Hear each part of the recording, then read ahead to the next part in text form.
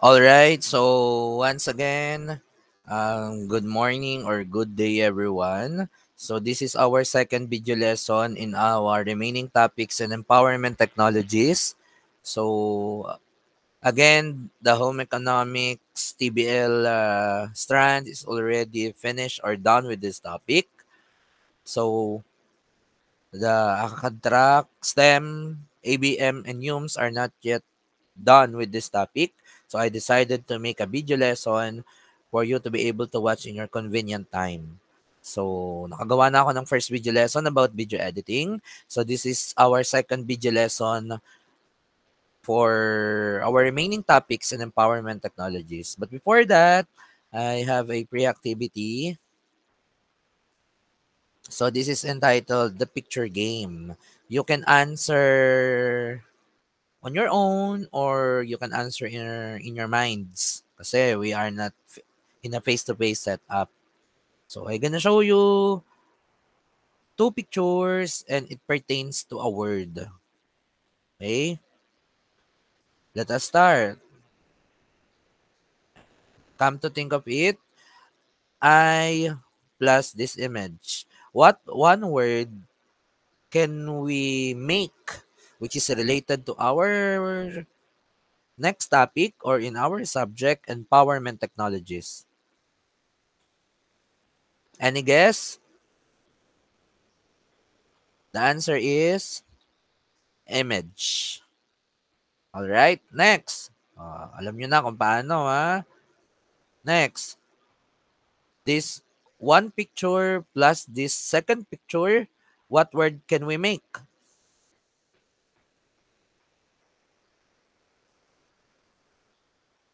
Any guess? The answer is upload. Next. This first image plus the second image, what one word image related to ICT can we make?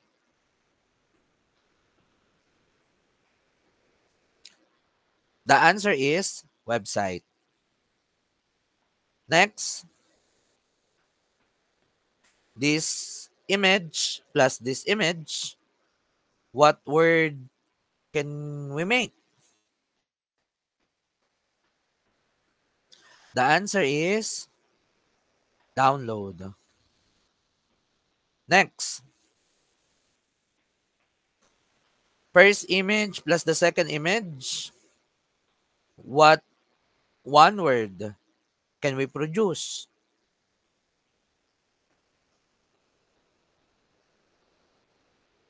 The answer is storage. Next, this first image going to second image, what word can we produce?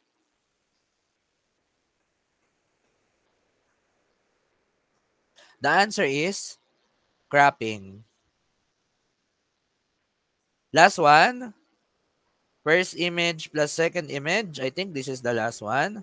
What word can we make?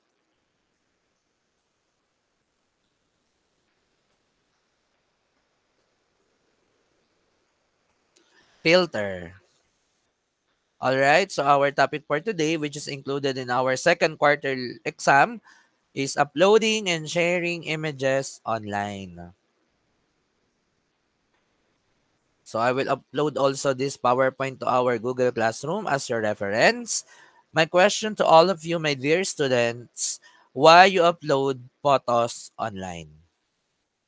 What are your reasons? Number one, according to experts, for business purposes, especially for online selling, online business. 'Di ba gumagawa na sila ngayon ng mga Facebook page, IG, if you are selling something online. And you have to show the image of the real product for the customers to see what's your product. Second, the reason according to experts in media, gaining recognition. And that's true and that's honestly true. Pangatlo, people want to share experiences with other people online. That's why they are creating contents or uploading images or photos online. So, according to experts, before we post, before we share image, we must think twice before we post something. It's like the famous line, think before you click. According to a survey, Filipinos are among the top users of social media or photo sharing sites in the world. And that's true. That's currently true. And also, according to a study conducted by the Digital Global Overview in 2016, Filipinos spent average of 4.17 hours daily on social media. That's in 2016. I think it increased in 2025. Let us define photo sharing sites.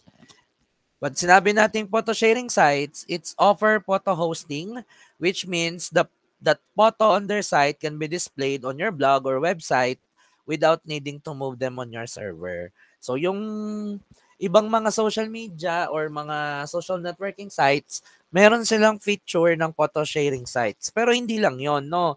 Halimbawa, ang Facebook, meron silang messaging capability, meron silang communication capability, meron silang media sharing capability, meron silang meron silang photo sharing sites ability din. Pinagsama-sama nila into one, no? Pero may mga sites na pang photo sharing lang talaga, may mga sites na may mix, may kakayahan ng photo sharing at may ibang capability, no? What are the examples of photo sharing sites? So here are the examples. Siguro familiar kayo sa mga nakalagay diyan. Flickr, Photobucket, Amazon Drive, basta lahat yan photo sharing sites. So, pwede ka mag-upload ng photo. Imgur o mag-stock ng photo or mag-store. Ayan. Adobe Portfolio, Visco, ImageBB, 500 pixels, SmugMug, Facebook, iCloud for iPhone users, Shutterly, Behance, Cluster, OneDrive for Microsoft, Google Photos for Google, Instagram, Dropbox, Pinterest, alam niyo yan, Unsplash, DeviantArt, Hotkey, and PicPair. So there are things we need to consider in choosing the best place to upload or share videos. Meron na tayong dapat na factor na i-consider. Ang number one daw dapat kung pipili tayo ng website or photo sharing sites na pag-uploadan ay security ang dapat daw nating number one i-consider or priority. Because security is always a top priority when it comes to storing your photos. Kailangan natin malaman kung ano yung terms and condition nila, yung privacy, kailangan natin malaman kung ano yung rules nila. Baka mamaya ay nagagamit na yung mga photos natin for uh, sexual purposes or sa mga hindi magagandang mga bagay, no? So, meron din pong tinatawag na mga image hosting service. It allows you to upload images to an internet website. Parang pareho lang ang photo sharing sites at ang image hosting service. May konti lang silang pinagkaiba. So, anong pinagkaiba? Pag sinabi po nating image hosting, images can be uploaded, stored, and accessed online and easily embedded on different websites. Kapag naman po photo sharing, images can be uploaded to a photo sharing platform such as social media site, but then are typically confined to the limits of the platform. So, mas ano po, no? Pang websites lang yung image hosting. Yung photo sharing naman ay kahit siya ay mga cloud storage o kahit siya ay mga iCloud, pwede, kasama po siya. No? So, mas malaking term o general term yung photo sharing. Mas specific na type ng photo sharing site ang image hosting kasi pang website lang. So ano yung mga sikat na image hosting sites? Google Photos. Google Photos is a free image hosting site that allows you to edit your photos, organize and share your photos online even with non-Google Photos users. So that's the logo of Google Photos. And kapag ikaw po yung naka-Android, automatic naka-built-in na yan kasi sa Google yan eh. So, ito yung example interface pag magbubukas ka sa computer or sa laptop mo ng Google Photos. You can upload your photos here. Sa phone naman, most likely nakasynchronize yan sa gallery mo. Pwede mo rin yun i-unsynchronize kung gusto mo. May limit nga lang yan, 15 gig. Ang Google Drive natin, 15 gig lang eh. Kung gusto mo mag-upgrade, pwede kang magbayad, no? Basta may Gmail or Google account tayo, pwede po. So next, ang isa sa mga example ng image hosting site ay cloud storage. It is a service where data is remotely maintained, managed, and backup. So alam natin yan, no? Naka-store sa malayo yung ating mga files. Basta may internet connectivity tayo or data, we can access those in the cloud. The service allows the users to store files online so that they can access them at any location via the internet. So, ito po yan. Pwede pong mag-store ng music, videos, documents, pictures, files, and contacts sa ating cloud storage. May version na ng Apple, may version naman ng Google. Pati ang Xiaomi, lahat yan may mga version sila. So, saan po nyo na-i-store? Sa main office ng Google, ng Apple, diyan po yan na-i-store sa kanilang mga malalaking mga memory sa kanilang office. Ang iPhone, iCloud ang tawag. No, alam po yan ng mga iPhone user. So, ano pa yung ibang halimbawa ng image hosting sites? May tinatawag po tayong Flickr. That's the logo. Flickr is a free image hosting site that allows you to edit your photos, create albums, organize photos to use for social networking and photo sharing. Sikat to sa Amerika. Ganyan po talaga ang spelling. So, ito po yung example interface ng Flickr, parang Instagram na parang Facebook. So, may tinatawag po tayong Dropbox. Dropbox is a free cloud storage provider that you can use to store photos in different file formats. So, para tong share it na parang Google Photos. So, ito po yung example interface. May mobile phone version ito at meron din pong desktop version. So, meron po tayong tinatawag din na Photo Bucket. This is the logo of Photo Bucket. Photo Bucket defined as a media storage site that allows members to upload and video to personal account and share it with others. So, para itong pinagsamang IG na parang pinagsamang Google Photos. This is the interface. Naka-square image. Just like the old version of Instagram. So, ito pa po yung iba. Hindi na po natin iisa-isahin pa. Nabanggit na rin po kanina ibang halimbawa ng image hosting site. 500 pixel, Imgur, tsaka ImageShock. So, ano daw ang mga benefits ng paggamit ng image hosting site?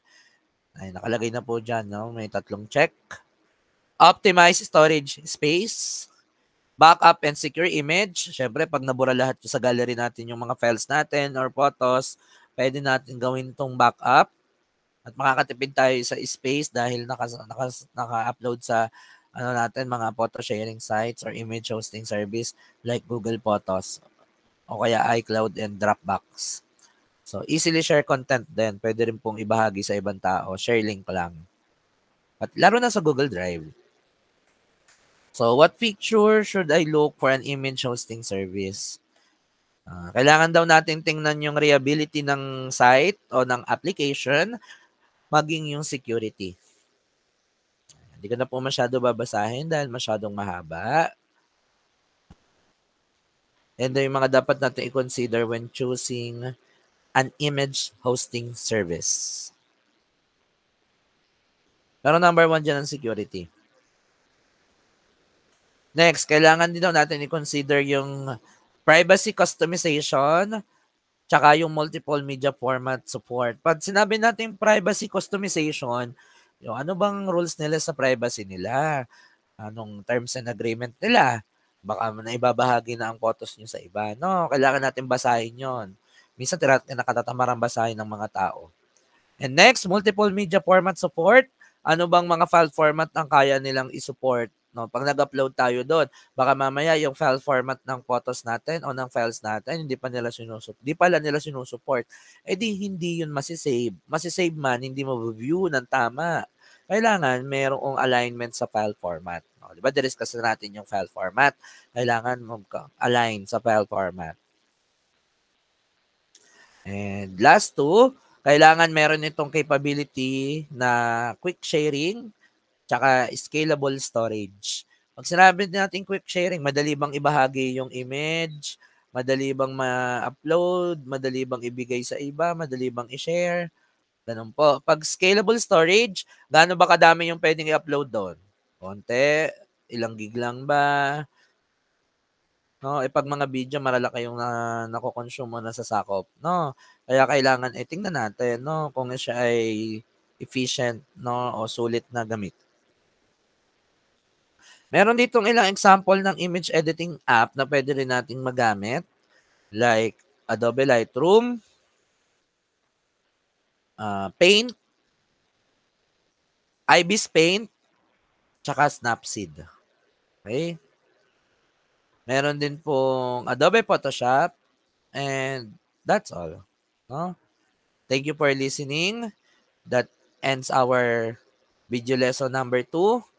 Please scan the PowerPoint, rewatch this video so you can be prepared for our second quarterly exam. That's all for today. Keep safe, everyone.